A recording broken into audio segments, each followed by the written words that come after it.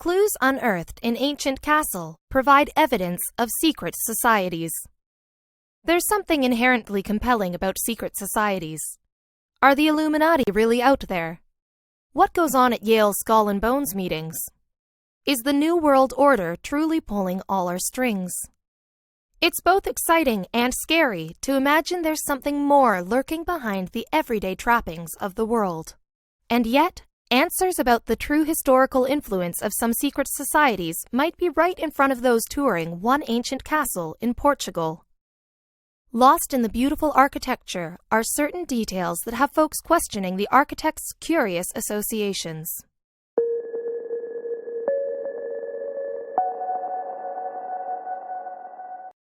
Quinta da Regalira in Sintra, Portugal, is a widely popular tourist attraction that is aesthetically beautiful and contains a wealth of secrets.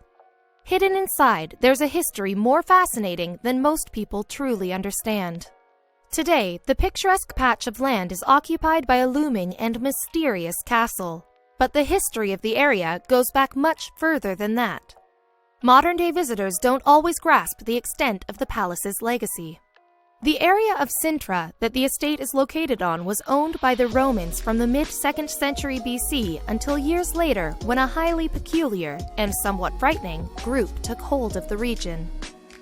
This group in question was called the Order of Christ, and they considered themselves a successor to the Knights of Templar, an even older organization with a troubled history and bizarre initiation practices. The Knights of Templar was a Catholic military order that thrived during the 1100s. In order to join, one was forced to sign over all of his money and possessions, as well as take a lifelong vow of celibacy and obedience. Fun!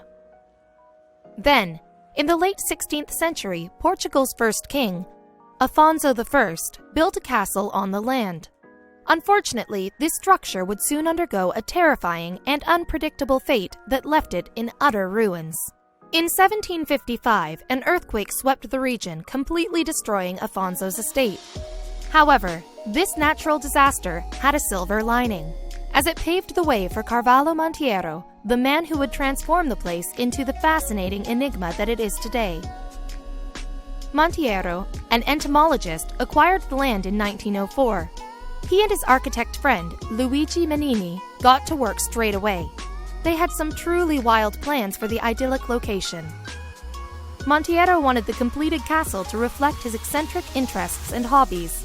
By the time it was finished, 6 years later, he had definitely succeeded. Quinta da Regalira was most certainly a masterpiece. Physically, the castle is a combination of Neo-Gothic, Italian Neo-Renaissance, and Manueline, which is a fancy architectural style that was popular in 16th century Portugal. However, the messages contained inside are what really make the place truly chilling. This is because Monteiro designed the building to contain many veiled references to different secret societies, including alchemists, masonry, the Knights of Templar, and the Rosicrucians, a 15th century brotherhood that claimed to have supernatural ancestral knowledge. But it gets odder. The expansive grounds surrounding the palace have many natural features, including waterways, fountains, grottos, and gardens. However, out of all of these, the most fascinating detail is the initiation well. This well isn't your typical watering hole. It's huge and ornate, and contains a spiral staircase of 9 floors carved into the stone, descending all the way to the bottom. The number of floors included was no coincidence.